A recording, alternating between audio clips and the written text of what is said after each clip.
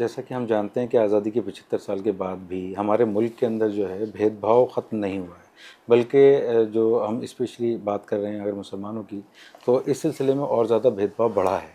तो इस सेंटर के ज़रिए हम अपने हमवतनों के साथ भाईचारा या जो भी इसके अंदर जो मामलात हम अमन के और भाईचारा कायम करने के लिए क्या काम कर सकते हैं? आपके ज़हन में क्या विज़न है इस चीज़ को लेकर?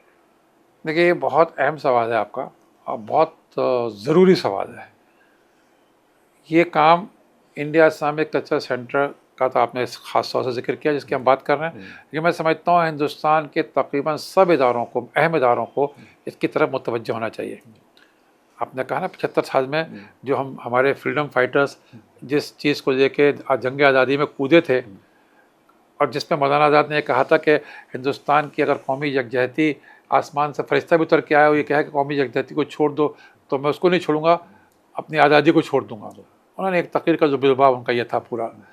तो जिस यकजहती, हम आहंगी, प्यार मोहब्बत, आपसी भाईचारा, इसको लेकर जंग आज़ादी की लड़ाई लड़ी गई थी ताकि अंग्रेज़ों को हटा के हम ऐसा समाज कायम करें अपना, वो हम कहीं पाने में खो रहे हैं, दूर हो रहे हैं।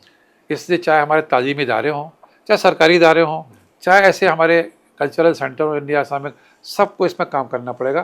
तो आपने जो हमारे इदारे के तरफ से पहुँचा, मेरे जहन में जो ख़ास पिक्चर है, इसको एक कोऑर्डिनेशन सेंटर बनना पड़ेगा, एक फोकल पॉइंट बनना पड़ेगा, एक लिंकेज पॉइंट, लिंकिंग के लिए पॉइंट बनना पड़ेगा। इसका कल्चरल सेंटर अलीगढ़ मुस्लिम यूनिवर्सिटी से भी लिंक करे, बनारस हिंदू यूनिवर्सिटी से भी लिंक करे, अपने जो दूसरी ऐसी संस्थाएँ हैं, जो गांधी पीस फाउंडेशन है, मैं बड़े बड़े नाम दे रहा हूँ ना, हर शहर में ज़िले में ऐसे बहुत मिल जाएंगी। गांधी पीस फाउंडेशन है, उससे बात करेगी। जो जो आपके all India Muslim education society Kerala में है, उससे बात करेगी। तो जहाँ जहाँ भी तंजीमें हैं जो इसके लिए काम कर रही हैं, इंडिया इस्लामिक कल्चर सेंटर उनके लिए एक नेटवर्किंग का प्लेटफॉर्म पैदा कर सकती है, उनको वक्तन फ़क्तन बुला सकती है, उनके वक्तन फ़क्तन उनके एक प्लेटफॉर्म मुहैया कर सकती है अपने करके। देखिए, मैं बात थोड़ी सी इधर हो जाती है, हैदराबाद में एक हेनरी मार्टिन इंस्टीट्यूट है, थोड़ी ज़ाती बात भी हो जाती है। अभी पिछले सितंबर में उन्होंने मुझे ऑनरी डिग्री पीएचडी की अता करी है अपने वहाँ पर बुला के, तो मैं वहाँ गया था, इसलिए मैं याद है ध्यान।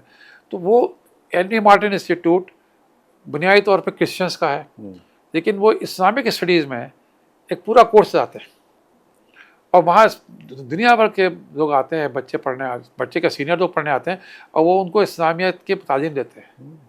और वहाँ पे मेरे ही एक कुलीग जो मालूम है, मेरे कुलीग थे, आज वहाँ इस्लामिक स्टडीज़ के प्रोफेसर हैं, वो उसको पढ़ाते हैं वहाँ पे।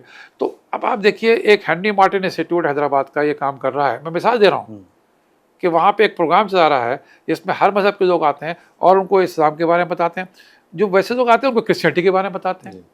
तो वो बेसिकली क्रिश्चियनिटी और इस्लाम के बारे में काम कर रहा है। हम यही सब काम गैर मज़हब के होता। अब देखिए, नदवत उलमा देवबंद है, ये नदवत उलमा लखनऊ के हैं। ये ऐसे बड़े इदारे हैं जो इसमें हमारे मददगार माविन हो सकते हैं। गांधी विद्यापीठ है, वो ये सब काम कर सकता है। बहुत से हैं, मिसाल के तौर पर गिनते चले जाऊँगा तो बहुत मिल जाएंगे अपने करके। तो एकेडमीज़ हैं। तो हमें इन सब के लिए एक फोरम बनना चाहिए, एक प्लेटफॉर्म बनना चाहिए, एक नेटवर्किंग करनी चाहिए। आपने इन लोगों से मिल के मुल्क भर में एक प्रोग्राम देना चाहिए, एक वॉलंटियर्स की टीम बड़ा हो सकता है, बहुत काम हो सकता है। मैं गिनते चले जाऊँ तो सारा वक्त मैं इसी में ख़त्म कर दूँगा।